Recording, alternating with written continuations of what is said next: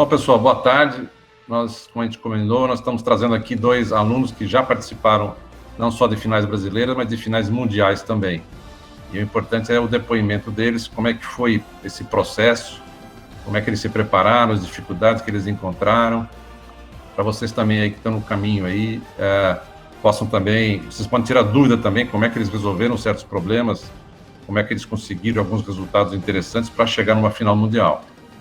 Eu vou primeiro apresentar para vocês, né, vamos ser por ordem, os mais velhos primeiros, né, então, embora o mais velho aqui, a diferença de idade comigo, então, é um negócio assim, absurdo, não vou nem comentar, é o Tomás. Tomás, ele foi da equipe que participou do primeiro Campeonato Brasileiro, em 2014, ele foi da Força Canindé, ele é da época em que o bloco não era de poliuretano, a maioria de vocês nem sabe disso, né, mas o bloco era de madeira balsa, era um inferno para usinar aquilo lá.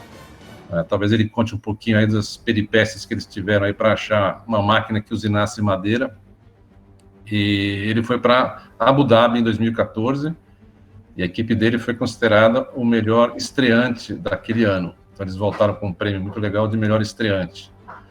E depois eu vou falar com o João Vuolo, que a gente conhece ele quando ele entrou na temporada 2016-17 com a equipe Seller, ele é do Colégio Vértice, o Tomás do Colégio Bandeirantes. E ele foi campeão brasileiro e depois ele resolveu criar a Brazilian Six, que todo mundo agora conhece, super conhecida, seguida aqui no Brasil, seguida no exterior. O pessoal do SESI, eu estive fazendo a capacitação presencial em 17 cidades pelo Brasil do SESI e praticamente todo mundo sabia quem era a Brazilian Six. Então criou uma marca aí que está valendo pelo Brasil, é uma referência pelo Brasil. E ele vai falar um pouquinho também da experiência dele, depois deixa o Tomás e o próprio João também trocarem ideias entre eles. Então, Tomás, começa você, que é o mais velho aqui da turma, fala um pouco aí de você, o que você está fazendo, onde você está, também o projeto da Fórmula 1, o que te ajudou na vida, e como é que foi o projeto em si, lá em 2014.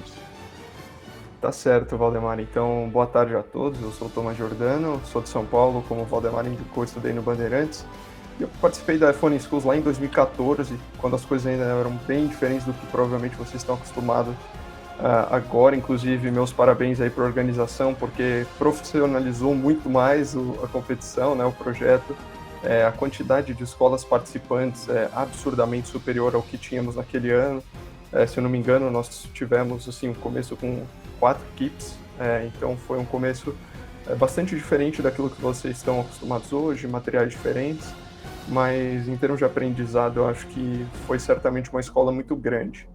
Eu sempre falo do F1 Schools como o começo da minha história profissional, né? Hoje eu estou no meu último semestre de engenharia de produção aqui em Purdue, próximo a Chicago, nos Estados Unidos.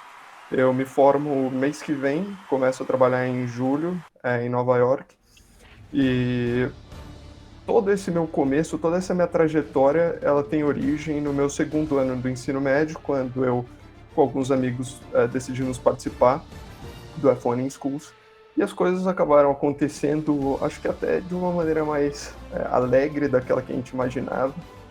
Nós não tínhamos ideia de que poderíamos ganhar aquela primeira final, inclusive o nosso plano era de participação, de ter uma participação bastante forte no primeiro ano, que foi 2014, mas tentar o título em 2015, desculpa, não, é isso mesmo, 2014, isso, e tentar o título em 2015, mas fomos campeões em 2014, participamos da final mundial em Abu Dhabi, como o Valdemar também comentou, e ganhamos o prêmio de Best Newcomer, né, que inclusive era uma parte da asa frontal da Sauber de 2012, se eu não me engano. A gente tem esse troféu até hoje, autografado pelo Peter Sauber, enfim, um troféu incrível.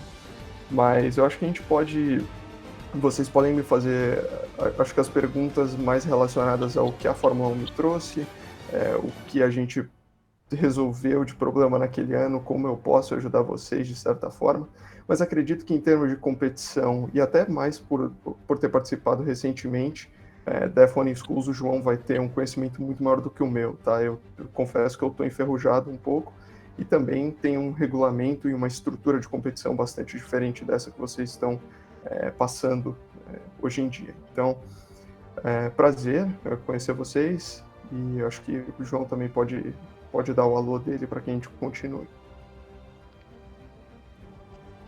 É isso aí, valeu pela deixa aí, Tomás. Então, boa tarde a todos, meu nome é João, eu tenho 19 anos, eu sou de São Paulo também, estudei no Colégio Vértice. Eu me formei em 2018, e, na escola, no colegial em 2018, e agora eu estou estudando na Alemanha, numa cidade que se chama Karlsruhe, aqui na divisa com a França. E como o Valdemar falou, eu entrei ali numa época que o mato já tinha sido desbravado ali, não era tudo mato mais. Então, eu peguei algo mais semelhante com o que vocês estão participando hoje. E a experiência para mim foi realmente um absurdo. Assim. Eu não sou leviano quando eu digo que a Fórmula 1 mudou a minha vida assim. Tanto no aspecto de mudar a minha cabeça, que eu acho que é o aspecto que mais importa, mas também no aspecto de, por exemplo, eu fui aprovado numa universidade aqui na Alemanha porque a Fórmula 1 entrou no meu currículo, eu tinha que escrever cartas de motivação, e explicando por que eu queria estudar engenharia, esse tipo de coisa, e tudo que eu falava era relacionado à Fórmula 1, e a Fórmula 1 me deu muito embasamento para falar desse tipo de coisa. Então, foi uma experiência assim que realmente mudou muita coisa para mim. Eu sou muito grato a tudo que o projeto me proporcionou. E vocês podem fazer perguntas também da parte de experiência, tudo, da parte técnica também do regulamento. O último regulamento eu não conheço tanto ele assim, mas eu tenho até um pouco de noção assim, porque eu fui da primeira geração da Brazilian Six, quando a gente, na passagem de geração, quando a gente passou a equipe para a segunda geração, a gente tinha que estar ali ainda um pouco próximo do projeto, tudo dando um apoio. E então eu ainda tô, as coisas ainda estão um pouco frescas comigo. Eu só não tenho muita noção ainda do regulamento da final mundial do ano passado, porque aí dessas tem algumas coisinhas que são muito detalhe assim que eu acabei não pegando. Mas esse tipo de pergunta, fiquem à vontade. E é isso aí. Bom, só para te falar também, vocês dois aqui, nós estamos com o pessoal aqui desde Maranhão, Paraná, tá?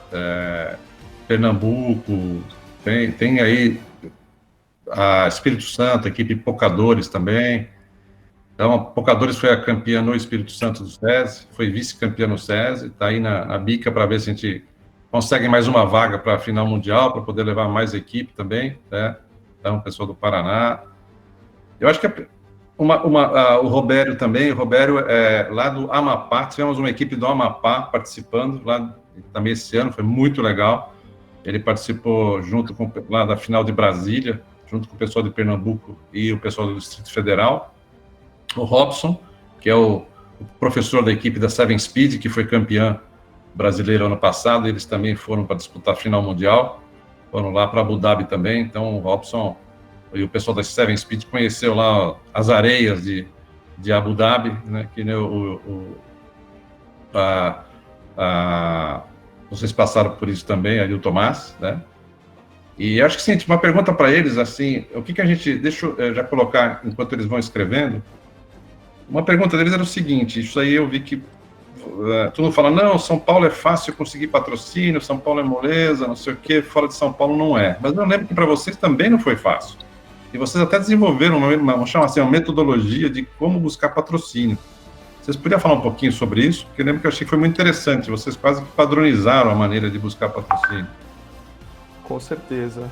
Se eu puder começar, então, eu era o diretor de marketing da Força Canindé em 2014. E para quem acha que as coisas não estão fáceis no Brasil, nós fomos atrás de patrocínio em ano de Copa do Mundo, de eleição e de recessão, que foi 2014. Então, as coisas nunca estiveram fáceis no Brasil e acredito que não estejam também por um bom tempo, então acho que isso é importante ter em mente. A questão de você estar fisicamente localizado em São Paulo, no Rio, Belo Horizonte, Brasília, Curitiba, enfim, talvez te dê um acesso maior às companhias caso você tenha que falar pessoalmente com alguém, caso você tenha que ir fisicamente atrás de alguém, mas o que a gente percebeu naquele ano foi que esse era o approach que nós não teríamos, né? Então, eu fico feliz de saber que tenham equipes de Bahia, Amapá, Maranhão. Eu vou até depois conversar com o Batalha, ver se a gente não consegue estender para Rondônia. Não sei se tem pessoal de Rondônia também, mas, enfim. Todos vocês entender que o propósito é único para todo mundo, de todas as equipes. O potencial de todos vocês é muito parecido, ou se não o mesmo. E o que vocês têm a oferecer em troca para os patrocinadores é praticamente a mesma coisa. Não importa se você esteja em São Paulo, Rio, enfim. Nós da Força Canindé, naquele ano, fomos atrás de companhias que tivessem quaisquer relações com o automobilismo brasileiro. Então nós fizemos aí uma espécie de due diligence do mercado, né? Nós fomos atrás de 20, 30 empresas que tivessem relação com o automobilismo brasileiro e passamos a buscar nos próprios sites da companhia ou via LinkedIn. Acho que é uma plataforma muito bacana. Eu lembro que no ensino médio eu não era muito ligado a LinkedIn, recomendo muito o uso do LinkedIn, para que vocês vão atrás de pessoas do marketing, pessoas do RH, pessoas de divulgação dessas companhias. Então, nós fomos atrás de Baterias Moura, que patrocinava o Emerson Fittipaldi lá atrás, da Arisco, no caso do Rubinho Barrichello. Enfim, nós fomos atrás de uma série de companhias, né? Procurando também automobilismo regional brasileiro. Então, quais eram as companhias que patrocinam o kartismo, as companhias que patrocinavam a Stock Car, enfim. E no final nós tivemos aí um resultado que foi bastante justo em termos de budget, né, em termos de orçamento para a equipe, daquilo que nós levantamos de dinheiro, mas ao mesmo tempo provou que a nossa capacidade de ir atrás desse recurso era muito maior do que a gente imaginava no começo. Então o que a gente levantou no final, que foram quase $20 mil, isso em 2014, eu diria que desses $20 mil, 5 ou 8%, era um número bem baixo, de companhias que nós tínhamos um acesso direto via pessoas que nós conhecíamos. Então, assim, vão atrás, usem a internet. Agora, em período de quarentena, eu estou aqui nos Estados Unidos, estou em quarentena, o João está na Alemanha, está em quarentena, vocês em diversas partes do Brasil estão em quarentena. Entendam que está todo mundo na mesma condição, né? Então, está todo mundo nivelado, está todo mundo com o mesmo acesso às companhias, às pessoas das companhias. Então, assim, estabeleçam métricas, vão atrás de XYZ empresa, busquem ABC tipos de patrocínio e ofereçam coisa em troca também. Porque não adianta você ir só atrás de um patrocínio e só atrás de um recurso e não oferecer nada em troca. Então conversem, vejam o que vocês podem oferecer em troca. Eu lembro que na nossa época nós conseguimos algumas matérias em revistas, em jornais, até no Globo Esporte. Vão atrás do que vale um minuto no Globo Esporte, do que vale uma página do Valor Econômico, do que vale uma página da Exame. Caso vocês apareçam nessas páginas, caso vocês divulguem as marcas nessas páginas, né, quantifiquem esses valores. Então, nós tentamos fazer nós tivemos um approach bem metódico na relação do patrocínio, porque, querendo ou não, era necessário, nós não tínhamos condição de bancar o projeto, né, por nós mesmos. Então, acredito que seja uma questão aí que todos tenham em mente, e como o Valdemar falou, estar em São Paulo não é um fator crucial, estar no Rio de Janeiro não é um fator crucial. Bom, no nosso caso, a gente buscou uma abordagem um pouco diferente. Em vez de ir atrás de empresas que estavam ligadas mais ao automobilismo, a gente buscou ir mais atrás de empresas que estavam ligadas a apoios de projetos ligados de alguma forma à educação. Isso acabou dando bastante certo, porque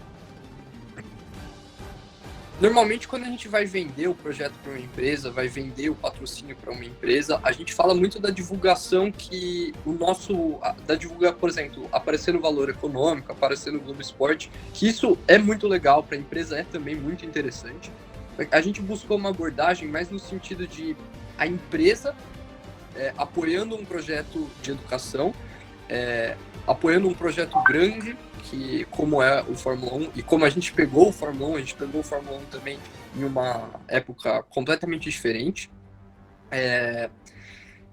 de como a empresa mesmo mostrar esse apoio a um projeto diante da sociedade e diante também dos funcionários. Isso pode causar na sociedade, nos funcionários, uma ideia de uma empresa preocupada socialmente, com preocupações ligadas à educação, à sociedade.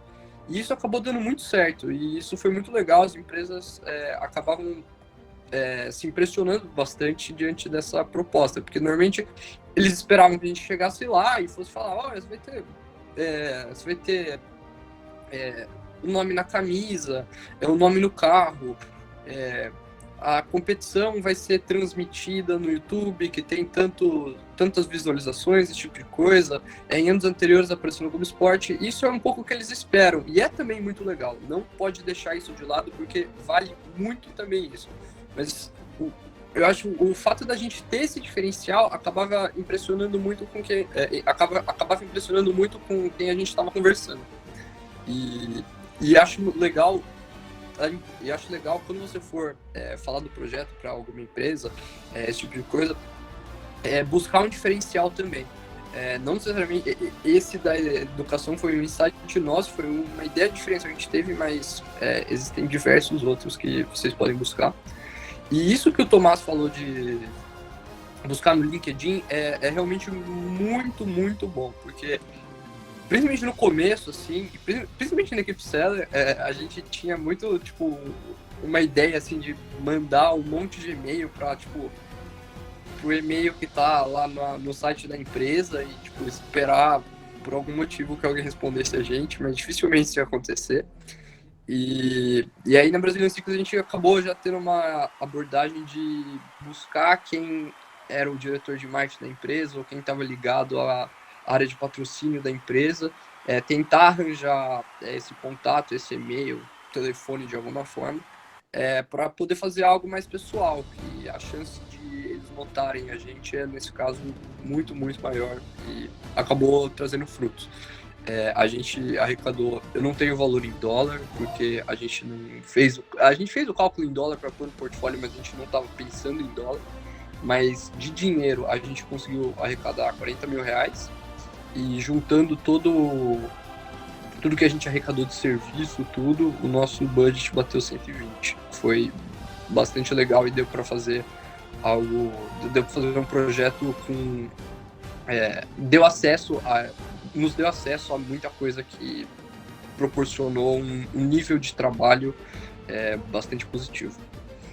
Acho que, só complementando o João, esse é um ponto bastante importante que eu até esqueci de comentar. Não necessariamente vocês têm que buscar dinheiro, tá? Principalmente porque agora que não se sabe o que vai acontecer, toda essa questão do coronavírus, as empresas elas estão com caixa enxuto, elas estão um pouco líquidas, elas estão com pouco cash. Então, dificilmente vocês vão ter uma resposta positiva em relação a fundo, em relação a cash. Vão atrás de serviço, busquem parcerias para montagem do carro, para pintura do carro, para confecção do portfólio, porque essas empresas elas vão ter que continuar as operações delas e elas podem oferecer esse serviço para vocês. Uma grande parcela do nosso apoio, na época, em 2014, foi a confecção do carrinho. Nós tivemos, não me lembro quantas horas de máquina de usinagem na época, né? Como o Valdemar falou, a madeira balsa ela era mais complicada de se usinar, a gente precisou achar uma companhia específica que nos ajudasse, e eles foram um dos nossos maiores apoiadores sem dar um centavo para a Força Canindé. Mas o valor do trabalho que eles cederam para a gente, que eles nos ajudaram, foi impactante, tão quanto o dinheiro que nós recebemos da Infor, por exemplo, que acabou depois ajudando na logística da viagem, enfim. Mas busquem serviços. Os serviços, eles continuam, os serviços, eles seguem a todo vapor, por mais que não se tenha tanto dinheiro. E uma outra coisa que eu iria dizer para vocês... Bom, enfim, me falta agora a cabeça, um ponto que eu tinha lembrado para falar também, que o João começou a comentar, mas tenham isso em mente. O serviço é muito importante, não só o dinheiro. Bom, acho que é ótimo ter isso aí, porque como a gente está em várias regiões do Brasil, né, e também o que a gente tem falado muito é isso que vocês dois acabaram falando. Não pensa só no dinheiro, pensa no serviço, pensa na troca que você pode fazer. Aquela famosa história, você ter o logotipo da empresa no carro ou na camisa, o que a empresa pode fazer em contrapartida. E um ponto também é que o João falou, a questão do aspecto educacional. Isso é uma coisa que algumas empresas estão se preocupando. Nós temos exemplos agora de empresas que estão pensando em patrocinar escolas públicas, também no sentido de a empresa tá procurando, é uma empresa grande, é uma empresa alemã, ela procurava uma maneira de envolver os seus funcionários num projeto social. Eles queriam que a empresa fosse mais do que você ir lá, fazer seu trabalho, ter lá seus amigos e voltar para casa. Então, uma das ideias dele é adotar agora uma escola nas proximidades de onde a empresa funciona, que é na região do ABC, em São Paulo, adotar uma escola e que alguns profissionais da empresa sejam mentores, né, de alunos nessa escola.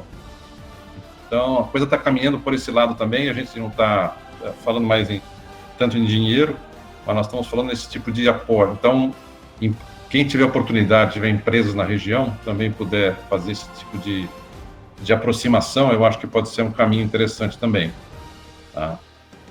Valdemar, acho que o ponto que eu lembrei aqui, desculpa, só fazer mais uma adição, lei de incentivo fiscal. Então, essas empresas que têm, em geral, apoio ao esporte, apoio à educação, no sentido tanto do que você falou como do que o João falou também, elas se enquadram em alguns benefícios fiscais, justamente por esse tipo de apoio. Então, quem puder ou quem conseguir ir atrás de qual apoio é considerado incentivo ao esporte, à educação, depois essas empresas conseguem abater o valor doado no imposto de renda, então também é uma carta na manga que se pode ter no caso de vocês buscarem algum recurso.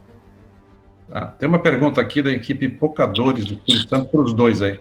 Como vocês conseguiram ingressar em uma faculdade fora do Brasil? Qual foi o papel do Fórmula 1 nesse processo? Quer começar, João? Não, você ingressou primeiro, então vamos lá. Tiveram primeiro. Bom, cara, eu diria que assim, o João disse algo que é o que eu sempre digo, mudou minha vida. Primeiro porque eu não queria estudar fora, eu queria estudar no Brasil. Eu decidi estudar fora porque na final mundial eu fui aproximado por umas pessoas de uma equipe americana que tinham me perguntado por que eu não queria estudar nos Estados Unidos. E eles disseram que, cara, com o background que nós tínhamos ali, com a força que nós tínhamos mostrado naquela competição, nós tínhamos força para competir com qualquer um deles de igual para igual numa aplicação. Em termos de currículo, eu acho que é essencial, poxa, diz muita coisa sobre você e mostra muito o seu potencial, mas mais do que isso, acho que a experiência como um todo molda caráter. Eu diria que acho que nós passamos por uns perrengues em 2014 que eu não esperava passar aos 15 anos de idade. Questão de, em linhas gerais, ter que lidar com o Itamaraty, com as relações exteriores do Brasil para que a gente conseguisse participar da final mundial, porque nunca um grupo de menores de idades brasileiros tinha viajado aos Emirados Árabes Unidos desacompanhado. Então, esse tipo de coisa que a gente teve que lidar. Acho que o Valdemar se lembra bem. Nossa, né? Então, molda caráter. Te ensina muito mais do que você vai aprender na sua aula ali, dentro da escola. E acho que além da faculdade, o que você tem que pensar é no que isso vai te trazer para a vida, tá? Eu sei que vocês ainda estão numa fase de pensar em faculdade, de ir para a faculdade. Eu estou no meu último semestre, eu vou começar a trabalhar em julho. Na minha entrevista de emprego final, né, para a companhia que eu vou começar a trabalhar agora, eu falei do F1 Schools como, de novo, o catalisador dessa mudança que teve na minha vida. É o que me trouxe até esse momento, né? Quando eles te pedem para contar a sua história, meu ponto de partida não é mais 1998, quando eu nasci, é a Fórmula 1 Schools, quando tudo mudou. Então, eu acho que vocês têm que entender que não só em questão curricular, em questão de criar uma etiqueta, né, de te dar uma marca, isso vai te ensinar muita coisa que você não aprenderia, né? E o contato com as pessoas lá fora, o contato com outras equipes no Brasil, de outras regiões, te abre muito a cabeça. Acho que, como o João falou, muda a cabeça, te dá uma perspectiva maior de mundo. Então, entendam que vocês vão ter, obviamente, toda a questão de leverage da marca, né? De se valer da marca, num currículo, numa aplicação, mas que a história que isso te dá é muito maior do que qualquer outra coisa. Bom, a minha história de vir estudar fora é um pouco diferente.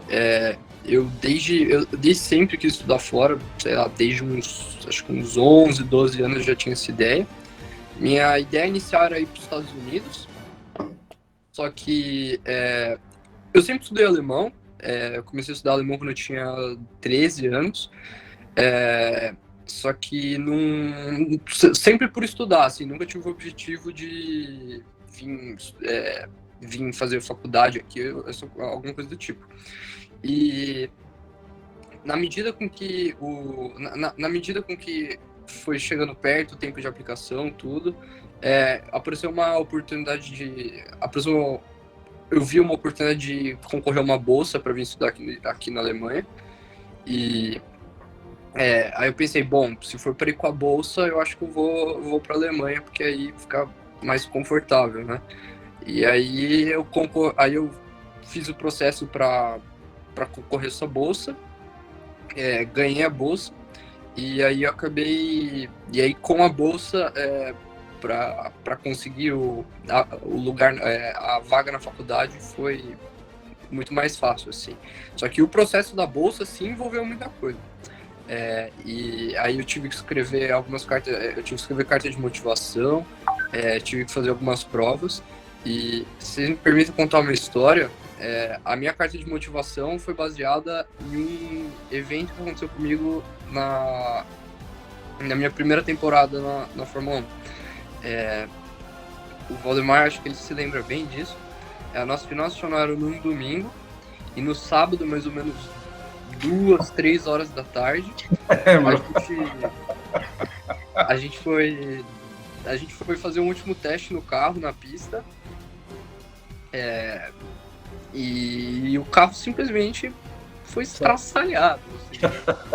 Não tem outra palavra para usar. O carro, é verdade, eu tava lá. Destruiu completamente, assim.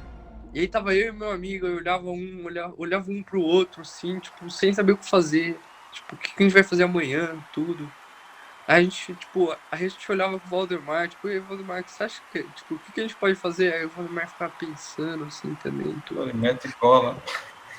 Aí a gente realmente não sabia o que fazer, assim. Tipo, faltavam, sei lá, 15 horas pra começar a final, pro momento a gente ter que entregar o carro. Foi cada um pra sua casa, porque na nossa cabeça a gente nem ia participar, assim, a gente tava completamente destruído. Tanto o carro quanto a gente emocionalmente. Só que aí a gente pensou, vai ter que fazer alguma coisa aqui, vamos dar um jeito. E aí a mãe de um dos meninos da equipe, ela era dentista. Aí a gente foi até o consultório dela, a gente reconstruiu o carro com resina dentária. Não reconstruiu, né, mas colou ali as partes que tinham sido quebradas. Só que não deu, tipo, só pra colar, assim. A gente teve também que mudar o projeto. Então a gente teve que, tipo, reescrever portfólio, refazer os renders, esse tipo de coisa. E tudo isso num tempo completamente limitado. Então era 4 horas da manhã, eu tava indo pra Pinheiros, que é de São Paulo, não sei se sabe onde é Pinheiros, mas enfim, é uma região que tinha uma gráfica que ficava aberta 24 horas para reimprimir as coisas.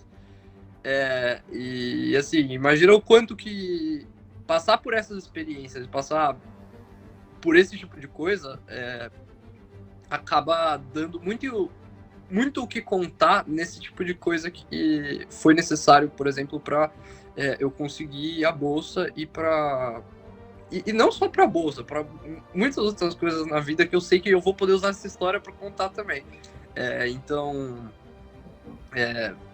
esse tipo de experiência que a gente acaba passando molda também o caráter. Eu acho que isso é o mais importante. A carta de motivação é o plano, assim, do conseguir a bolsa, conseguir entrar na faculdade. Mas o quanto que esse tipo de coisa molda o caráter é realmente o mais importante que a gente leva. Com essas coisas acontecendo, acabam também trazendo frutos, e como perguntado, isso me ajudou bastante também a conseguir ingressar numa faculdade aqui. Ah, legal. Deixa eu aproveitar antes de outra pergunta, só para o pessoal se divertir um pouquinho. Eu vou mostrar aqui. Deixa eu ver se eu consigo compartilhar com vocês aqui. Esse aqui que eu vou mostrar é o carro do Tomás. Está na tela? Dá para ver? Não. Não apareceu? Não. Para mim, pelo menos, não. Não apareceu aqui, não. Não? Então, peraí. Vamos ver se aparece. Tem o carro da Seller também aqui. Agora apareceu. Da Seller apareceu agora? Não, apareceu só do Tomás. Isso. Então, logo em seguida vai aparecer o outro.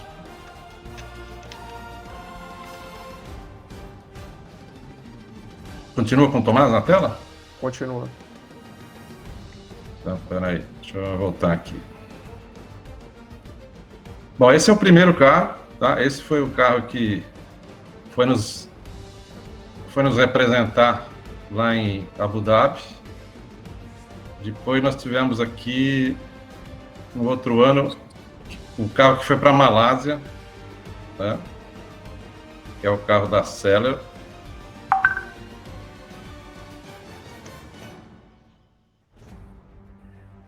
Em qualquer momento vai aparecer aí.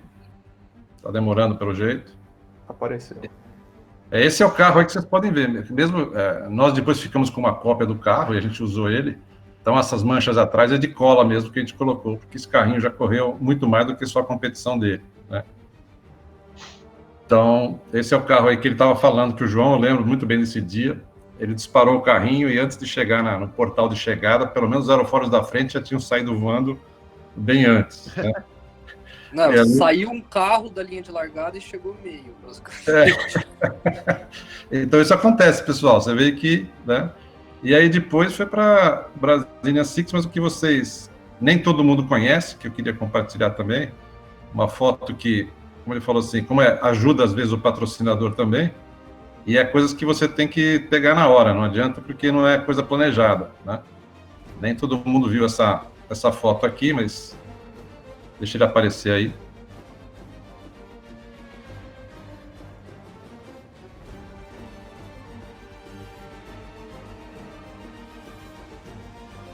Apareceu? Eu não entendi porque esse cara pediu para tirar uma foto comigo. Modéstia não permite, né? É. Pois é. Você vê que o carrinho já não tinha a calota de trás, já estava começando a deixar as partes para trás também. Exato. Isso daí foi algo constante, assim, na minha trajetória. Então, pessoal, é isso que a gente fala também. Quando você vai lá, você tem essas oportunidades também, né? Você está imerso no mundo da Fórmula 1, que é muito legal, né? Então, você vai tendo vários contatos, né? No caso do Tomás, na época dele, ele até aprendeu que existia existia Chipre, né? E que existiam pessoas em Chipre que podiam ser interessantes até para o relacionamento pessoal dele, foi muito interessante. Tá?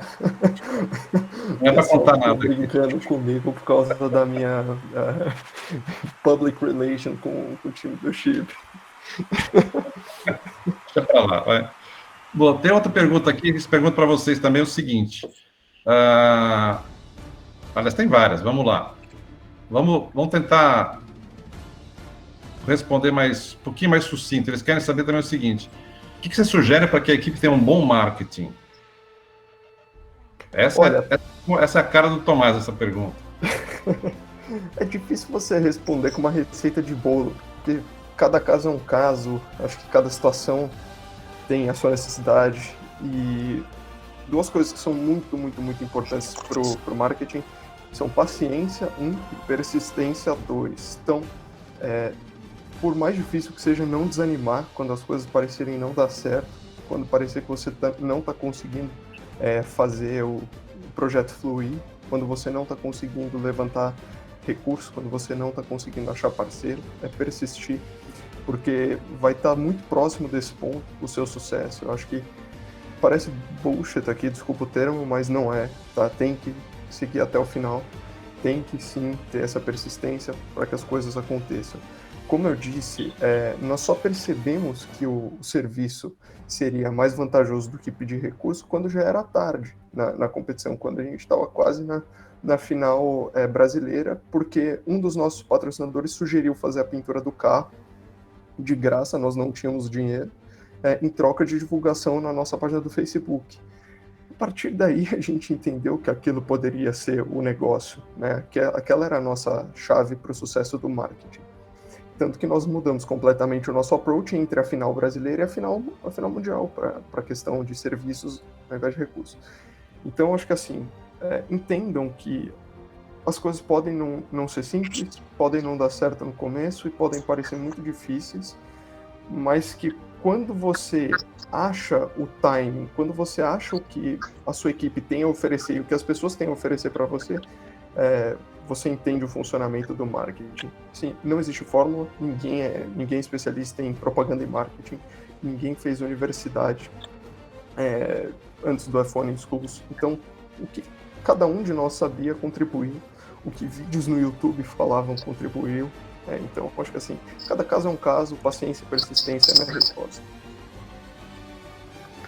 Eu só tenho a complementar a concordar com o que o Tomás disse, e uma coisa que eu gostaria de complementar que eu venho observando bastante, assim, o quanto que o marketing ele está se tornando, o quão divulgação e marketing, esse tipo de coisa, está se tornando algo cada vez mais embasado em métricas. Então, quanto mais métricas você conseguir ter para fazer a análise do que está sendo feito, da sua estratégia, da sua campanha, mais chance de você ter sucesso, mais chance de você entender o progresso do que você está fazendo. E isso em portfólio fica maravilhoso. O pessoal que avalia portfólio, esse tipo de coisa, adora esse tipo de coisa. Então, complemento o que o Tomás disse, falando de métricas. Assim, eu acho que quanto mais vocês conseguirem se embasar em métricas, mais chances de vocês terem sucesso. E a vantagem desse tipo de métrica é que ela mostra realmente como que as coisas estão acontecendo. Então, às vezes você pode fazer algumas pequenas alterações na sua estratégia, tudo, e você consegue observar o resultado disso.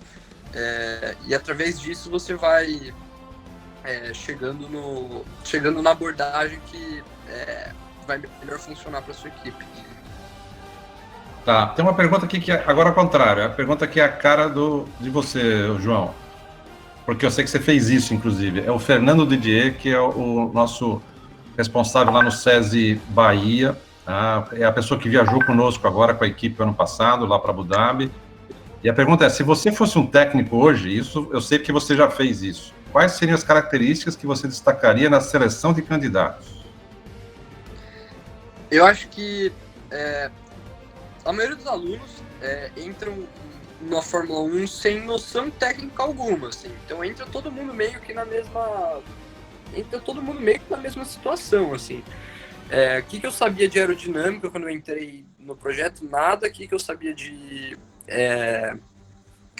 de usinagem? Nada. Eu podia ter até boas notas em física, tudo, mas isso não diferenciava em nada o meu conhecimento sobre esse tipo de coisa do resto das pessoas que estavam comigo, ou das outras pessoas que poderiam entrar no projeto. E eu acho que o que mais tem que ser observado é a motivação da pessoa. Então, imagina o quanto que a pessoa consegue realmente... Quando você consegue imaginar e ver que a pessoa vai ralar e vai dar tudo de si pelo projeto, porque é isso que eu acho que acaba levando ao sucesso no final. E também, eu acho que as soft skills também são muito importantes.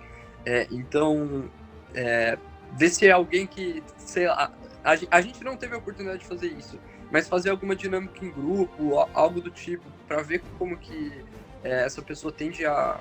ver como que esse candidato tende a trabalhar dentro de uma equipe, pode ser bem legal, porque o projeto também, como melhor você consegue ter uma convivência com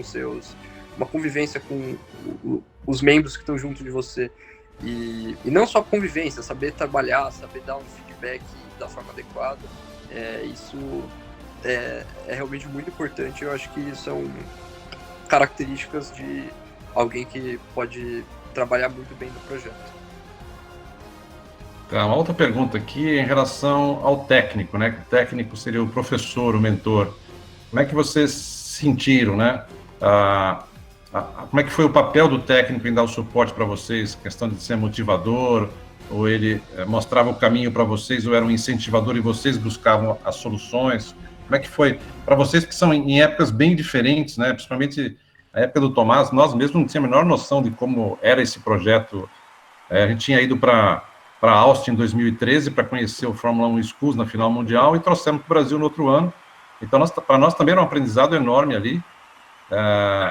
E eu sei que o pessoal do Tomás, por exemplo, eles andaram bastante sozinhos na época, né? Não sei se o Tomás puder rapidamente falar como é que foi essa questão do suporte do professor, e quanto vocês andaram sozinhos, depois o João também fala da parte dele aí. Acho que bem colocado, nós não tivemos um apoio muito incessante assim dos nossos professores, até porque eles mesmos não sabiam do que se tratava muito o que a gente estava fazendo. O Valdemar sabe, nós tivemos também altas confusões em relação à organização interna e participação na competição. Então, acho que ficou um pouco bagunçada a relação da organização com os nossos professores, e isso acabou impedindo eles de nos ajudarem muito mais. A equipe foi atrás de um responsável técnico que pudesse ajudar. O pai de um dos alunos tinha uma fábrica, e um dos engenheiros dessa fábrica adorou a ideia, e por conta própria ele decidiu mentorar o time. Ele tinha conhecimento em AutoCAD, então ele dava aula de CAD pra gente, e ele fazia uma análise bem a grosso modo daquilo que a gente tinha. Então, eu vou retomar uma coisa que eu falei no começo de profissionalismo da competição. A competição está muito mais profissional do que foi quando nós participamos, e a organização e clareza do papel de cada um também é muito maior, né? Então, nós fomos ali meio que no Deus nos acuda encontrar uma pessoa que acabou ajudando a gente, mas o nosso técnico da escola em si era muito mais logístico do que técnico propriamente dito.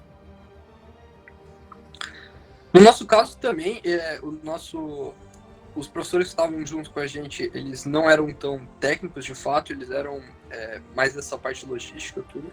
Mas o que eu acho que foi muito interessante com a gente foi que eles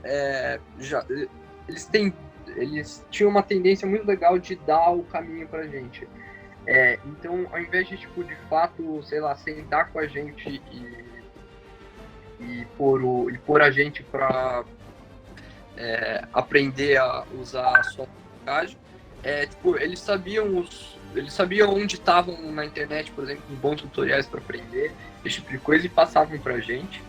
Eles também colocavam a gente em contato com gente que tinha conhecimento de gestão de projetos, esse tipo de coisa, com quem a gente podia aprender bastante. Isso foi muito legal.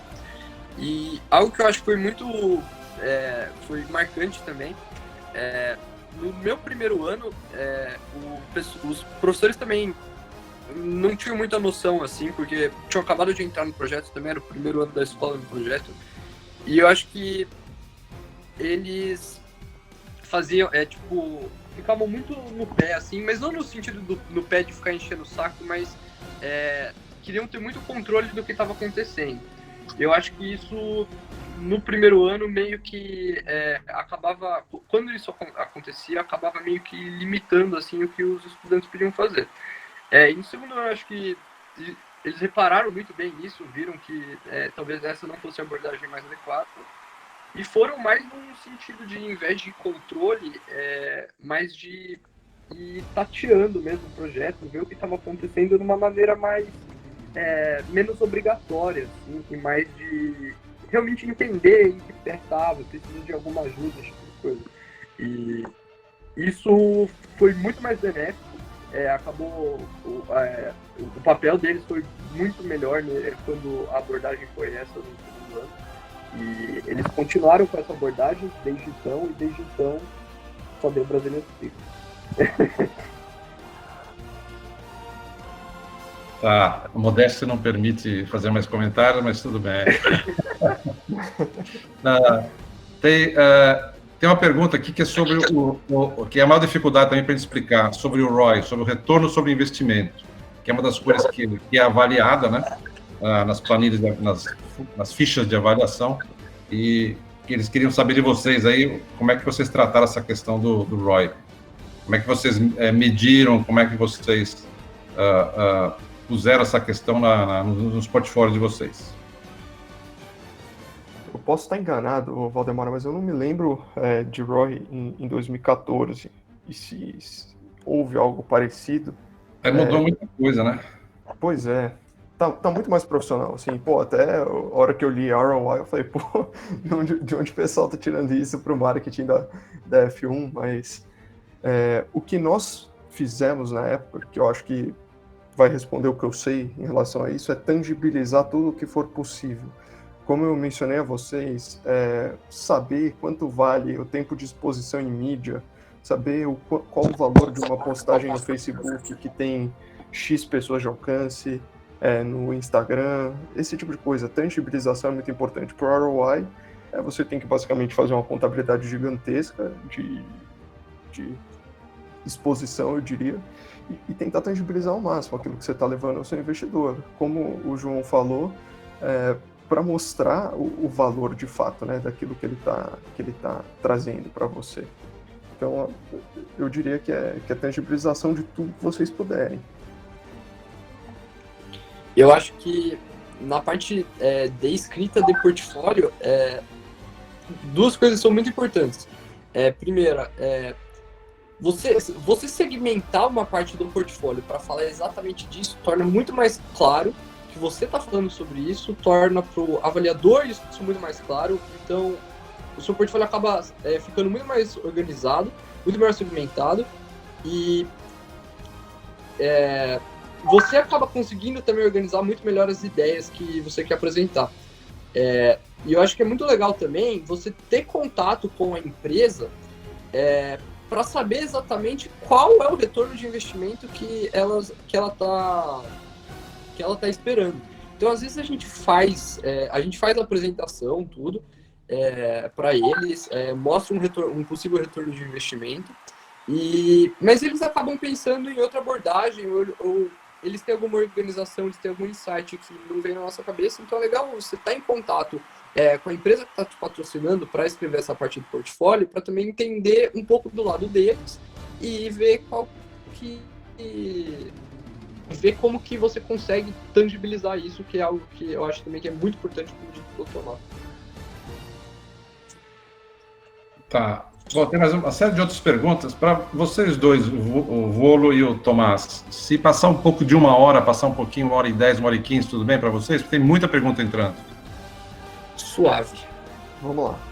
Suave em alemão deve ser fácil. Deve ser uma palavra de 17 letras, tendo 14 consoantes. Então vamos lá.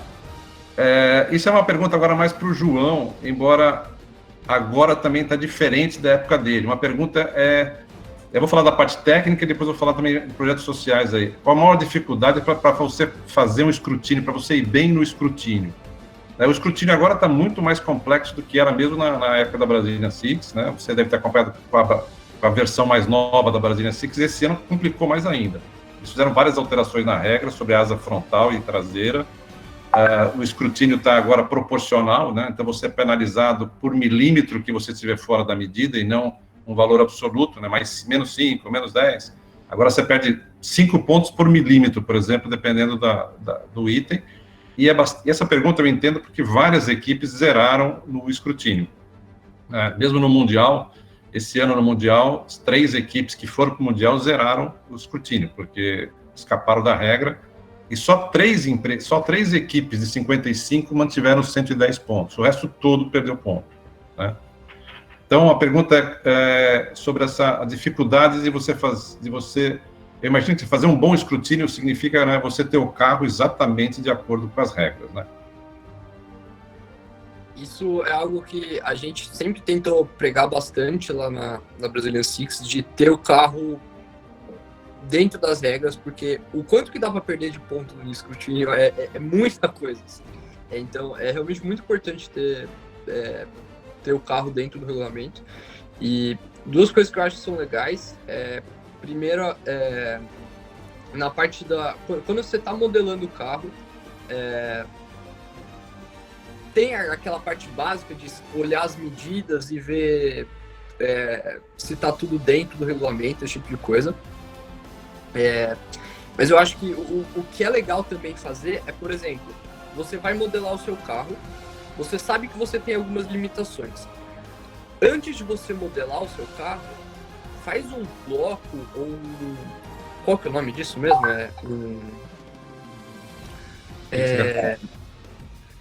Faz meio que um bloco, alguma coisa que possa limitar o espaço que você pode ocupar, esse tipo de coisa, dentro de acordo com o regulamento. Então, isso acaba deixando muito mais claro, enquanto você está modelando, as limitações que você tem, e evita que você tenha, primeiro, algumas ideias mirabolantes, esse tipo de coisa, e segundo, por falta de atenção, você acabe passando alguma coisa. Porque se passar, é muito mais claro de você ver ali. E outra coisa que acontece bastante você pode fazer o carro perfeitamente lá no software de CAD e ele está dentro do regulamento, mas sempre tem algumas coisas na usinagem que não vem exatamente como a gente planejou tudo. Então é muito importante sempre ter margem para as medidas, principalmente impressão 3D. Impressão 3D, isso é muito importante porque tem a sinterização, então o material acaba sendo reduzido. Então, se você fez uma asa com 20 centímetros de largura, ela provavelmente vai sair da impressão 3D ali com 19,5, 19,4. E aí, eu não sei qual a medida exatamente hoje, mas na minha época isso cairia no regulamento. Então, nessa parte de impressão 3D, principalmente, é muito importante você ter margem. Na impressão 3D, margens maiores, mas na parte que não é de impressão 3D também tem margem, só que aí não precisa extrapolar tanto. Na Brazilian Six, na minha época, a gente usava para impressão 3D margem sempre de 0,5 e para impressão 3D margem de 1 milímetro e para as coisas que são usinadas margem de 0,5. E aí, depois que o carro foi produzido, é legal você ter também, claro, refazer todo o processo de escrutínio você mesmo, para ver se as coisas estão de acordo com o regulamento. E ter muita atenção na montagem, para que durante a montagem você também não só verificar se as coisas estão certinhas na montagem do carro, no carro final, mas durante a montagem também você vê se a forma como você encaixou ali não está passando alguma medida, esse tipo de coisa. E outra coisa que eu observo também bastante é que às vezes a interpretação do regulamento tende a trazer alguns problemas.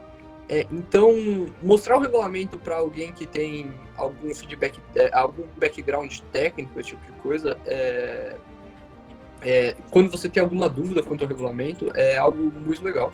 E eu, inclusive, me disponho, assim, se alguém tiver dúvidas, tipo de coisa do regulamento, pode me chamar, sei lá, no Instagram, no WhatsApp, chama no Instagram do Brazilian Six e pergunta no meu Instagram lá e pode me chamar lá que eu tiro dúvida numa boa, assim, apesar de eu não ter, tipo, muita noção exatamente como está o regulamento agora, eu posso tentar ler o que está escrito ali e comparar com como era no meu ano para dar alguma ajuda. Beleza. Vamos lá, que aqui a coisa continua. Deixa eu ver, tem uma pergunta que se repete aqui em várias pessoas sobre como é que você faz para ter um bom portfólio. Isso obviamente se aplica em geral, né? O que eu tenho falado, o que está acontecendo nesses últimos anos, esses últimos 2 anos, principalmente, eu falo muito com o Dimitri, que é o responsável na Grécia, do Fórmula 1 Schools. Ele sempre é parte do... Ou ele é coordenador do juiz de engenharia, ou ele é um juiz de engenharia. Esses últimos 2 anos, ele falou que os portfólios da Alemanha e da Austrália estão virando portfólio de outro planeta, eles falam, né? O portfólio está virando uma coisa densa, parece um perfeito catálogo, um manual do carro. Tudo que está no carro foi testado de alguma maneira. Vamos dizer, por que aquele tipo de roda é o melhor, por que aquele rolamento era o mais indicado entre alguns rolamentos. Então, o que nós estamos vendo é que os portfólios estão evoluindo, mas o da engenharia está ficando extremamente denso tecnicamente, né? Mas seria bom vocês falarem no geral também, entendeu? O que faz um portfólio ser uma coisa que os juízes interessam, seja agradável, tá? como é que é a visão de vocês, da época que vocês participaram, obviamente. Eu acredito que muito tenha mudado, mas falando de um modo geral, não só do portfólio, mas como de qualquer technical report que você vai fazer, você tem que transmitir tudo com muita clareza, né, com muita objetividade, uma coisa que muitas equipes, às vezes, que não têm o conteúdo necessário, não só nesse caso, mas para desenvolvimento de marketing, para questão de pesquisa e desenvolvimento, acaba trazendo pouca informação de uma maneira enrolada, que deixa bem claro para os juízes que você não fez o desenvolvimento correto daquela sessão. Então, acho que o portfólio ele precisa ser muito conciso, você evitar o máximo de redundância. Como o Batalha falou, tem que ser denso, tem que ser algo que explique o que você fez, mas ao mesmo tempo você tem que atrair a atenção de quem está lendo, porque nada o portfólio ele é um livro do que você fez ao longo dos últimos 6 meses. Você quer transmitir a informação de uma maneira interessante e não quer que quem leia as 2 primeiras páginas esteja tendo contato com a mesma informação das últimas 2 páginas, né, em relação à objetividade. Então, eu acho que é muito importante todo mundo ter em mente que, por mais que você não tenha o conteúdo, se restrinja a escrever sobre aquilo que você fez, né? Então, novamente, vou pedir desculpa pelo termo bullshit. Não fica bullshitando, entendeu? Não fica indo ao redor de um termo central ou de uma ideia pouco desenvolvida. Se ela não foi muito bem desenvolvida, tudo bem, escreve sobre aquilo que você fez. Isso é algo que eu senti, um pouco que a gente tenha pecado na nossa época, foi um feedback negativo que nós recebemos, que o nosso portfólio, ele não era denso. Ele parecia um livro de história que ficava enrolando algumas partes e não ia direto ao ponto. Então, se tem algo que eu possa falar sobre o portfólio, é ser conciso, né? Trabalhar com objetividade. E continuando nesse ponto da concisão, e isso é algo que a gente que a gente fez e eu acho que deu bastante certo, foi de pega a tabela de correção. A tabela de correção é dividida tópico por tópico, e dentro desse tópico tem ali as coisas que tem os assuntos ali que, por exemplo, a pontuação máxima exige, e deixa realmente muito bem claro do que você está tratando em cada momento. Então coloca isso que seja no título da página, no subtítulo, de alguma forma, do que você está tratando. O que acontece? Os juízes eles estão lá, eles leem diversos portfólios durante o dia, e às vezes o quão mais você conseguir chamar a atenção do juiz para que você está fazendo, para que você está tratando daquele assunto, mais você tende a ter sucesso. Então, ele vai olhar ali o seu portfólio, vai olhar ali a tabela de correção e vai falar, olha, tem isso daqui foi legal, tudo, e tende a marcar um númerozinho legal lá, 18, 19, 20. Então, isso é algo que também se observa lá no Mundial. O portfólio ele é organizado de acordo com a tabela de correção. Então, você tem os tópicos separados exatamente de acordo com o que a tabela de correção exige. E isso torna o seu portfólio muito mais conciso, como o Tomás disse, que é algo realmente muito importante. E, como dito também, não enrola, realmente não enrola, porque isso não leva a nada assim, no portfólio. Então, concordo plenamente, quanto mais conciso você for e o quão mais você conseguir de fato colocar no portfólio o que de fato foi feito, eu acho que isso tende a trazer os melhores resultados.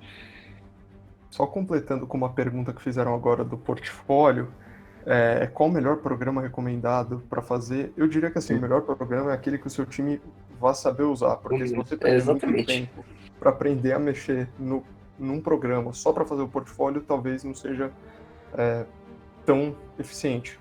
Nós usamos Adobe Illustrator na época, e o pouco que eu aprendi de Illustrator me é útil até hoje, então eu acho um programa fenomenal, mas, novamente, evitem perder tempo aprendendo um programa, enfim, só para o portfólio. Você pode fazer em PowerPoint um baita no portfólio.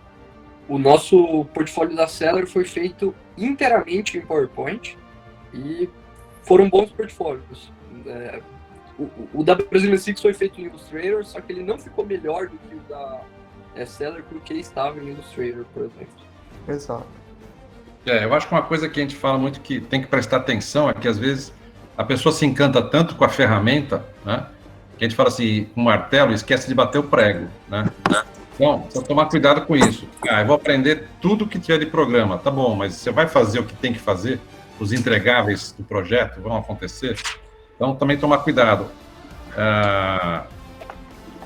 Uma pergunta agora também que tem bastante é sobre, aí, Tomás como pioneiro não passou por isso, né?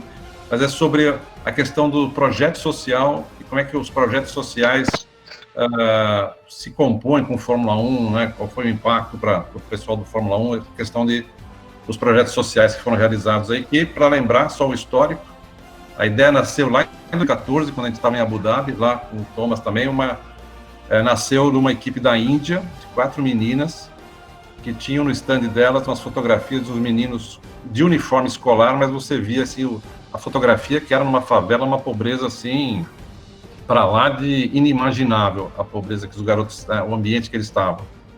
E essas meninas, então, no fim, o Christian, meu filho, foi lá perguntar, porque todo mundo queria saber o que era aquilo lá, e elas conseguiram mais dinheiro do que precisavam para o projeto delas, então elas pegaram esse dinheiro e pagaram 1 ano de escola particular para 4 crianças de favela.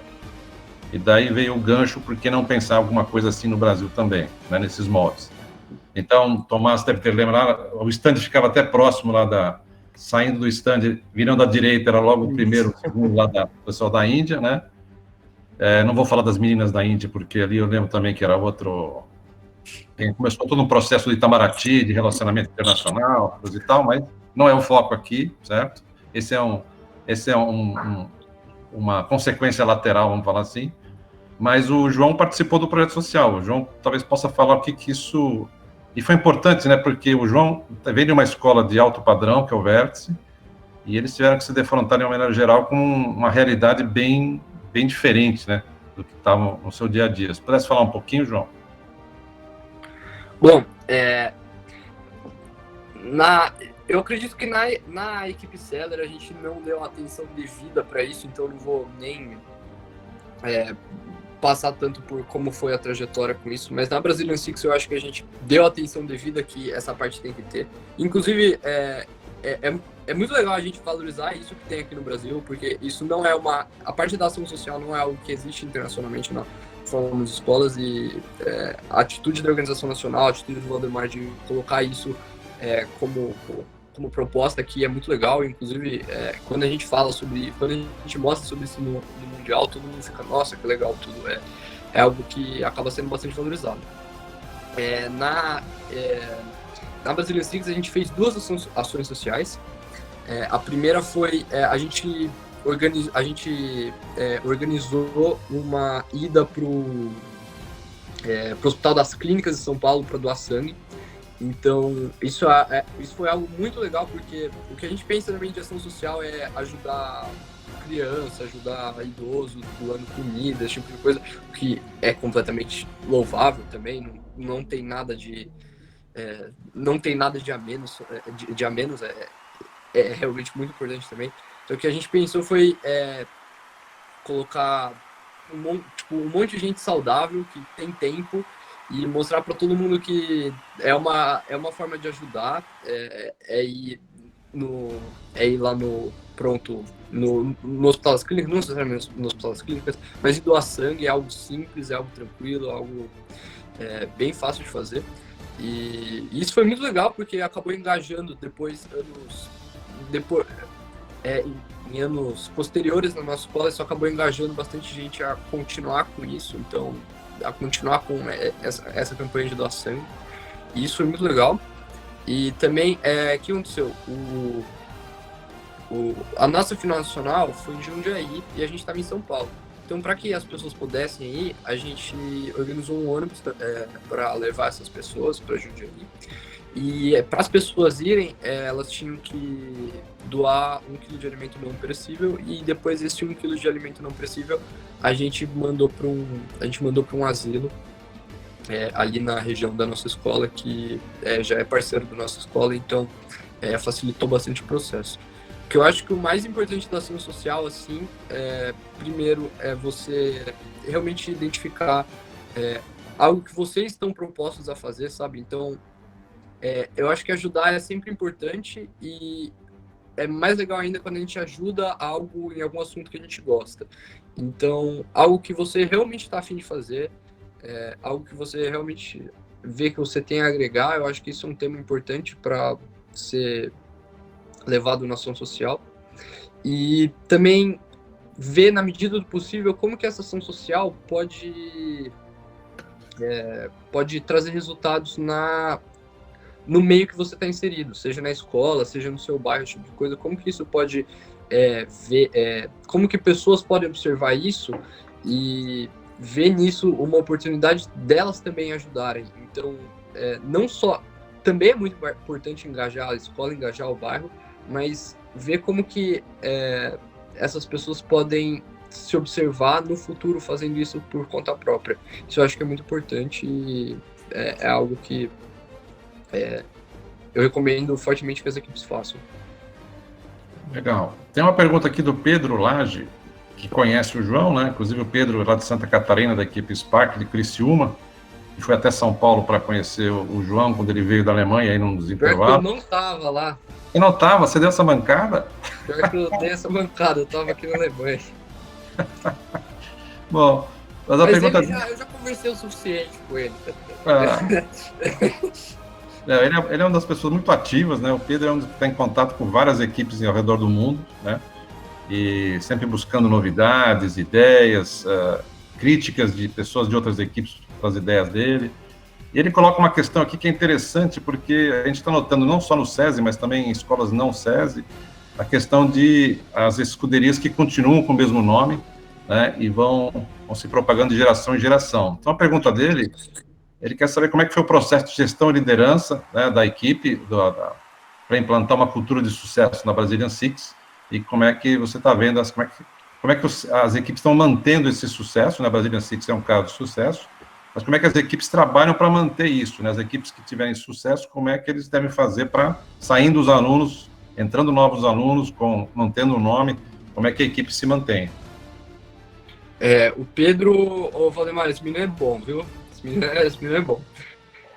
E aproveitando também aqui para agradecer que, apesar de eu não ter visto o Pedro, ele me deu uma camisa de São Paulo assinada pelo Aloysio Boi Bandido. Muito obrigado, Pedro, está muito bem guardado lá em casa.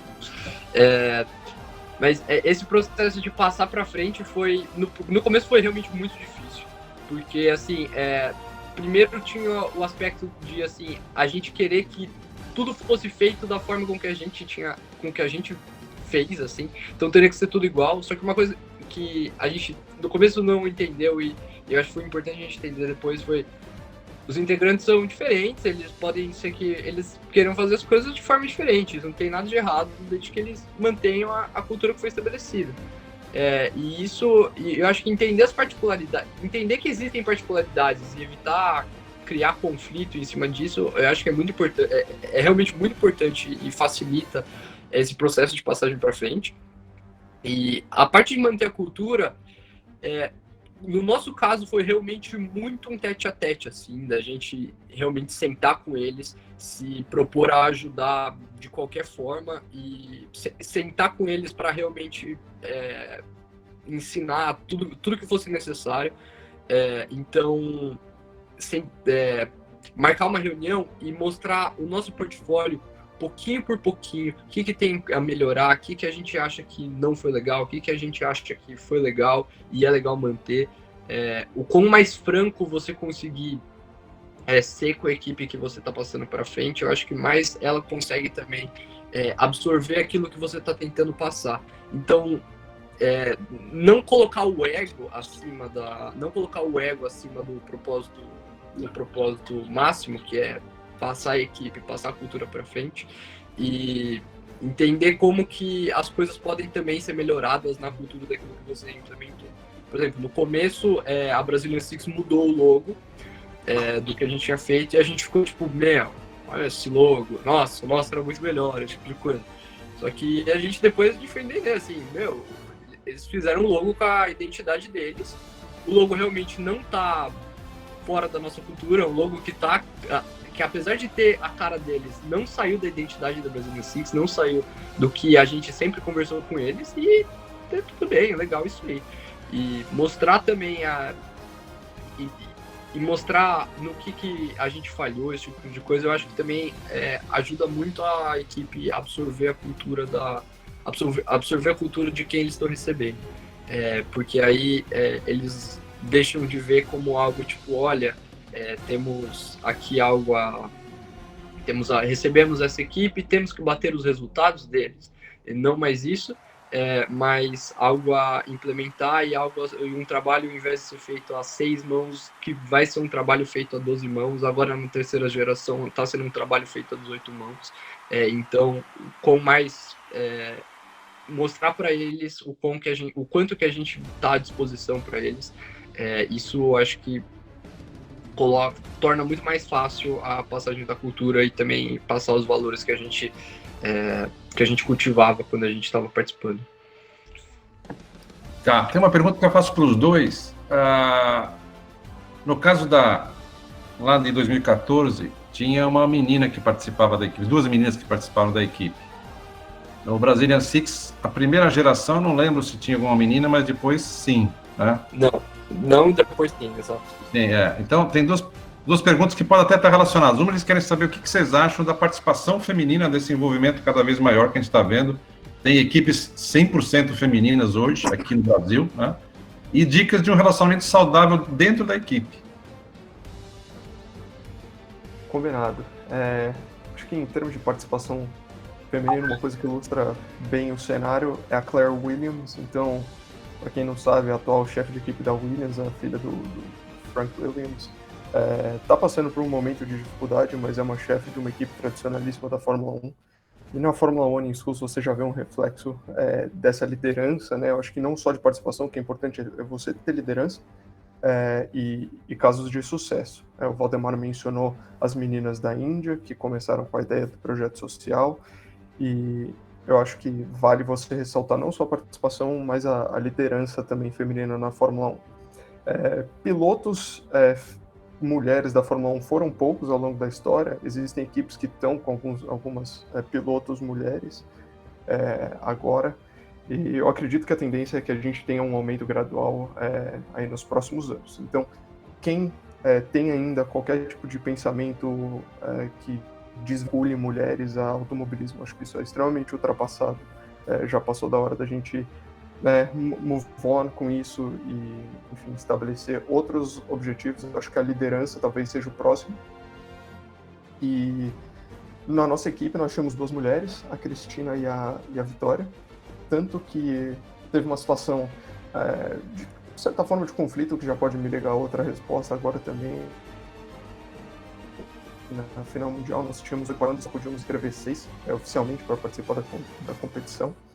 E justamente pela questão da mescla, né, de participação feminina e de dar também um aspecto diferente para a nossa equipe colocar pessoas com visões diferentes, foi a entrada da Vitória, né, a Vitória Moribe naquele ano, no meu lugar no marketing, e eu fiquei como membro apoiador, não lembro nem qual era o nome, participando da competição, mas não indo às apresentações, não participando do julgamento oficial, enfim. Então, eu acho que é importante todo mundo ter em mente que acho que o pensamento de participação feminina não deve nem ser, acho que, considerado, é natural. Poxa, um grupo de 3 e 3, um grupo de 4 e 2, enfim, é super bem-vindo para a Fórmula 1 Schools hoje em dia, até porque, já levando para a segunda resposta, para que você tenha um bom andamento da equipe, você precisa de ideia diferente. Erra quem acha que tem que estar todo mundo pensando igual, tem que estar todo mundo com a mesma cabeça, porque você não desenvolve. A diferença de ideia ela é boa para que vocês continuem crescendo. Acho que, como o João falou agora, na transição da equipe, para que as pessoas vejam o que você está fazendo de errado ao longo do projeto, né, as pessoas da sua própria equipe, e melhorem o projeto em si. Então, acho que assim, ter um ambiente de discussão é muito bom. Pessoas que têm backgrounds diferentes é muito bom. Porque se você tem todo mundo igual na equipe, você vai desenvolver mais ou menos a mesma coisa. Então, uma coisa que nós buscamos em 2014 foi justamente isso. Tentar incluir mulher, tentar incluir homem que não tivesse uma visão de engenharia, mas que tivesse uma visão de marketing ou de design. Então, assim, tentem deixar mais broad, né? Tentem deixar mais amplo o grupo de vocês. Uma equipe, eu li alguns dos comentários aqui no chat que dizia que uma equipe ela é feita de um grupo que tem uma visão vencedora como um todo. Então, se você unicamente está a fim de ganhar e os outros 5 estão mais ou menos, você não vai ganhar. Tenha um grupo com um ímpeto bastante próximo, mas que tenha essas ideias divergentes para que vocês possam crescer juntos.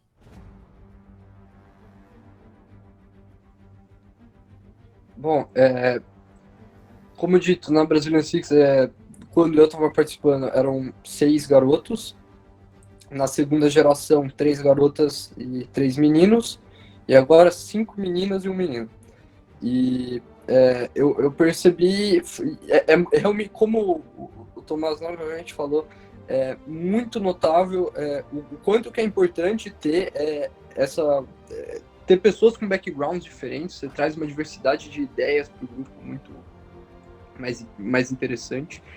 E a Giovana, por exemplo, que foi a líder na segunda geração da Brazilian Six, assim, eu não tenho palavras para falar dela. Muito, muito, muito boa líder, muito boa pessoa enquanto participante. É uma ética de trabalho incrível. E da parte de bom relacionamento, eu acho que é algo que facilita, tende a tornar o relacionamento entre os integrantes mais fácil. No começo da equipe, ter realmente muito bem definido o que é tarefa de cada um. Eu falo disso na Seller, porque, por exemplo, na Seller a gente dividiu um negócio meio assim: olha, eu vou fazer engenharia, vamos fazer um pouco do marketing também, aí você faz engenharia e faz um pouco das redes sociais, aí vai ter ali o diretor de marketing vai estar ali trabalhando um pouco também no design gráfico, esse tipo de coisa. E aí no final, tipo, aparecia alguma tarefa pra gente fazer, a gente não sabia de quem que devia fazer o quê, começava a brigar, esse tipo de coisa. E isso dava muita briga, assim, deu muito errado. E aí na Brazilian Six a gente colocou uma cultura também de dividir completamente, ter muito claro o que é tarefa de cada um para evitar esse tipo de coisa. E novamente deu bastante certo, assim, a convivência foi muito mais fácil na Brazilian Six nesse aspecto. E também, além da convivência ser mais fácil, pelo fato de você ter já claro quem que deve fazer o que, o projeto acaba... as tarefas acabavam sendo concluídas primeiro mais rápido, porque não tinha aquela discussão de quem faz o quê, e que acaba gerando um atrito, né? E segundo, a pessoa acabava se especializando mais, acho que, naquilo que ela estava fazendo. E quando ela estava fazendo a segunda, terceira vez, saía um resultado muito melhor. Bom, tá bom, pessoal. Já tá dando quase 1h20, muito mais do que a gente pensava, mas o pessoal tá aí querendo saber o máximo aí de vocês aí vivenciaram, né? Várias situações aí de interesse para essa garotada. Depois, se vocês não se importarem, a gente pode depois compartilhar aí os Instagrams de vocês para quem precisar ter alguma dúvida, você já está aí compartilhando, né? O Tomás, que é menos conhecido porque é de uma geração anterior, né? Mas teve uma vivência interessante onde tudo era garimpado do zero, né? Não tinha nenhuma referência anterior na época dele. Ele é a referência de como... Ele é vamos falar, o Homo sapiens aqui da Fórmula 1. E foi a nossa referência também. A gente deixa bem claro lá a gente tem post da Seller falando da Força Canindé, a gente tem várias coisas. A nossa referência, esse cara aí desbravou a Fórmula 1 aqui no Brasil. Então, beleza. Eu queria agradecer muito vocês dois. Se vocês quiserem as palavras finais aí de incentivo ou desincentivar, já fala assim, pessoal, é mó fria, cara, isso daí você não vai dormir, você não vai, que nem o João falou, 15 horas para refazer o carro e o portfólio, cara. Então, acho que não que a gente espere, obviamente, que isso continue assim, mas acho que esse mostra muito o espírito, isso é só no Fórmula 1, né? Você vai trabalhar numa empresa, você está numa faculdade, você quer vencer, quer se superar, quer deixar a tua marca também. Então, é por aí, não tem jeito, né? Você tem que se esforçar para alcançar o resultado que você se planejou. Então, vai dar 1 minuto para cada um, por favor. e eu já fico aqui, meu muito obrigado a vocês dois aí. Bom, da mesma forma, Valdemar, muito obrigado pelo convite, obrigado a todos pela participação, pela interação aí com a gente por meio do chat. Eu vou deixar também e-mail e Instagram para quem quiser disponível. Saibam que isso representa muito mais do que um projeto, do que um ano da vida de vocês em colégio. Vocês vão levar por mais anos adiante, como eu disse, durante a minha admissão à universidade, durante a minha entrevista de emprego, foi extremamente importante. E para o meu caráter mais ainda. Eu sou sempre extremamente grato ao Valdemar, ao Christian pela organização e pela oportunidade que eles me deram. Eu acredito que vocês tenham muito sucesso aí pela frente, tá bom? E eu também gostaria de agradecer imensamente a oportunidade de estar falando aqui sobre o projeto. Eu gosto muito de falar sobre o projeto, eu me empolgo bastante, inclusive. E eu sou muito grato a tudo que o projeto me trouxe e falar sobre ele, ajudar as novas equipes, para mim não é nenhum sacrifício. E também foi muito divertido essa conversa com vocês, com o Tomás. É sempre muito legal ouvir o Tomás também, que fala muito bem, aliás. E me coloco à disposição, podem perguntar o que vocês quiserem, qualquer coisa. E sigam aí em frente, vai ser difícil, não vou falar para vocês que vai ser fácil, mas o final é realmente muito compensador. E não estou falando do final, o final ir para Singapura ou não ir para Singapura, mas o final, a construção de caráter que a gente tanto conversou aqui.